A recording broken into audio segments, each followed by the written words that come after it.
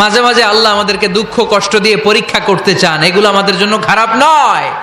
এই দুঃখ কষ্ট বিপদ আমাদের কোমরকে সোজা করে, আমাদের পায়ের মাটিকে শক্ত করে, চিল্লায় বলেন ঠিক কিনা?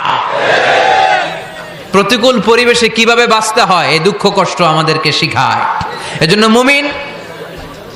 মুমিন বান্দার বৈশিষ্ট্য হচ্ছে দুঃখ কষ্ট বেদনা জ্বালা এগুলোতে সে আপসেট হয় না, সে হাল ছেড়ে দেয় না, সে ভরসা রাখে একজনের উপর, চিল্লায় বলতে হবে তিনি কে?